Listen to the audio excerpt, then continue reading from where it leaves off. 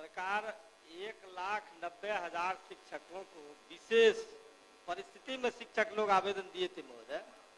ये जवाब मिला है जो सरकार कार्रवाई की जा रही, सरकार के द्वारा कार्रवाई की जा रही है। ये विशेष परिस्थिति महोदय शिक्षकों का आवेदन है जो उनको 200 किलोमीटर उनके गिरी से 200 किलोमीटर की दूरी पर स्थानांतरण किया गया है। पूरक मेरा यही है, सरकार कब तक 1,90,000 शिक्षकों को अपने गृह जिला में स्थानांतरण करने की विचार रखती है? माननीय मंत्री। माननीय अध्यक्ष महोदय, सदन को बताना चाहेंगे कि सबसे पहले हम लोगों ने जो शिक्षक शिक्षिका स्वयं बीमार थे, गंभीर रोगों से ग्रस्त थे, कैंसर की बीमारी थी, वैसे 40 से ऊपर शिक्षक शिक्षिकाओं को उन्होंने जहां भी चाहा वहां हम लोगों ने उनकी पोस्टिंग कर दी।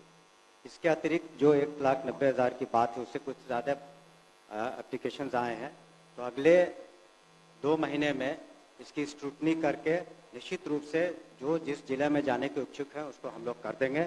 वो नीति निर्धारण हम लोगों ने कर लिया है, तो जो जहां जाना चाहेंगे, लेकिन एक ही उसमें है कि कितनी वैकेंसी है, वैकेंसी पर भी निर्भर करेगा। इसलिए हम लोगों ने उसमें 10 उनसे मांगा है कि आप अपना चॉइस पोस्टिंग का 10 जगह बता दें, जिला बता दें, ताकि उसी के अनुरूप हम लोग पोस्टिंग कर दें। और इसका सॉफ्टवेयर करीब करीब तैयार हो गया है और वो मुख्यालय से ही हम लोग जो पोर्टल है उस पर जो पिटिशंस आए हैं उसके आधार पर हम लोग कर लेंगे। धन्यवाद महोदय। हमारा प्रश्न है, पोस्टिंग का विद्यालय हम मांगे, आप कह रहे हैं अनुमंडल। महोदय, विद्यालय के लिए हम लोगों ने किया है आवेदन, हमको किस विद्यालय में आप पोस्टिंग कर रहे हैं, क्योंकि विशेष परिस्थिति में हमने आवेदन किया है, हम बीमार हैं।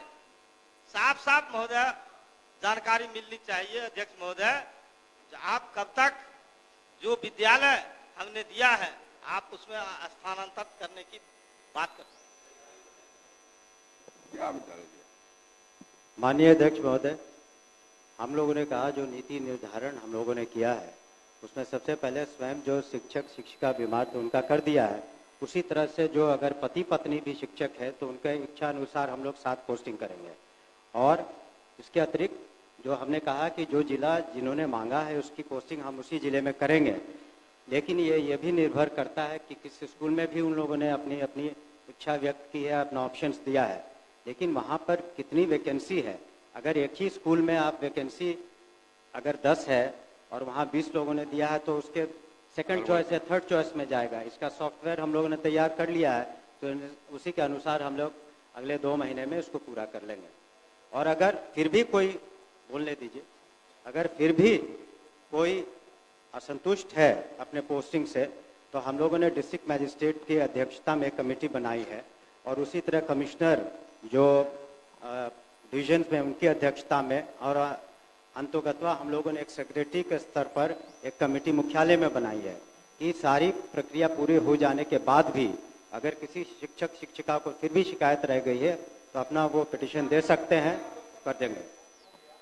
हो गया, पूरी बात आ गई। महोदय महोदय महोदय अब कितना डिबेट होगा? अब इतना स्पष्ट जवाब उसको माननीय मंत्री महोदय जवाब दे रहे हैं, जो देरी हो रही है महोदय इसमें भ्रष्टाचार की बू आ रही है। ऑनलाइन में क्या भ्रष्टाचार होगा?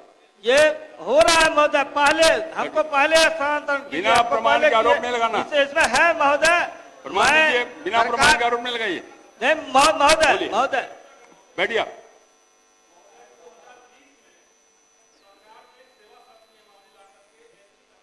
बात कही 21 में इसी सदन के अंदर सरकार ने लिखित में जवाब दिया कि 6ठे चरण की बहाली हो जाएगी तो हम स्थानांतरण करेंगे।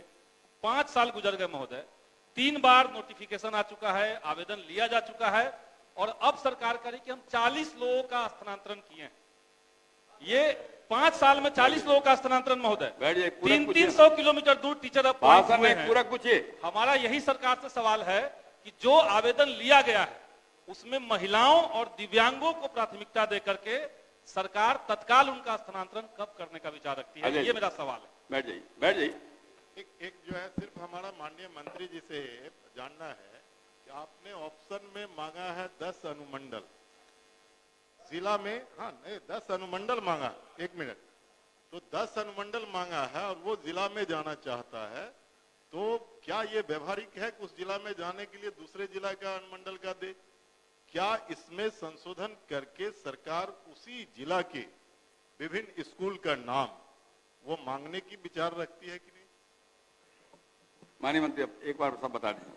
अध्यक्ष महोदय, हम लोगों ने यथासंभव जो नीति बनाई है उदार नीति है, और आपका जो सुझाव है, अगर सॉफ्टवेयर में कोई कमी होगी तो उसको हम लोग जरूर देख लेंगे, लेकिन हम लोग की इच्छा है, सरकार की इच्छा है कि यथासंभव जो शिक्षक शिक्षिका अपने जिले में जाना चाहते हैं वो वहाँ जाएंगे। तो अगर इसमें कोई कमी रह गई है तो उसको हम लोग सुधार भी करने के लिए तैयार हैं, लेकिन अब नहीं, अजय बाबू, अनुमंडल के जगह पर आप बोलने दीजिए ना, बोलने ठीक है, हम दीजिए। उसको देख लेंगे। श्री प्रेम शंकर प्रसाद, श्री प्रेम शंकर प्रसाद, पूरक पूछिए। प्रेम जी पूछिए। मेरा पूरक है मंत्री अध्यक्ष महोदय कि 3 वर्ष पहले बिल्डिंग बन चुका है, फिर भी इसमें उत्तर आया है कि उसमें टंकी, नल, वाटर पाइप, बिजली, वायरिंग, जबकि कई करोड़ का प्रोजेक्ट था। कि क्या प्रोजेक्ट में शामिल नहीं था कि इसको फिर से बाहर से काम किया जा रहा है 3 साल बाद? पूरक क्या है आपका? पूरक यही है कि जो बिल्डिंग बना, न्यू बिल्डिंग बना सरकार शिक्षा विभाग के माध्यम से, तो क्या आधा अधूरा काम हुआ कि फिर से नया इसमें टंकी का और बिजली का काम होगा? माननीय मंत्री। हम लोगों ने इस संबंध में महोदय वहाँ के इंजीनियर से बात की है, और जो नया प्राक्कलन बना करके इस वित्तीय वर्ष में उसको हम लोग प्राथमिकता के तौर पर ले लेंगे। निश्चित रूप से इस वित्तीय वर्ष में वो आपका काम पूरा हो जाएगा जल्द से जल्द। इसको हम समझते हैं अप्रैल या मई महीने में काम शुरू हो जाएगा। नए वित्तीय वर्ष, ठीक ठीक हो गया। शकील अहमद, श्री शकील अहमद खां, श्री सैयद रुकुद्दीन अहमद, श्री राम विष्णु सिंह,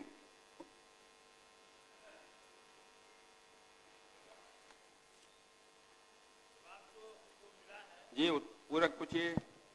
पूरक ये हमारा है अध्यक्ष महोदय कि ये मंत्री जी के ये विभाग से जवाब मिला है कि शैक्षणिक सत्र 24-25 में 28,353 बच्चों का एडमिशन करा लिया गया, लेकिन इन्होंने जिला की सूची नहीं बताया कि भोजपुर जिला में कितने प्राइवेट स्कूलें हैं और कितने को एडमिशन लेना है, और इसके भी बारे में नहीं बताया गया कि कौन कौन स्कूल में कितना एडमिशन हुआ है, कितने एससी और एसटी, ओबीसी।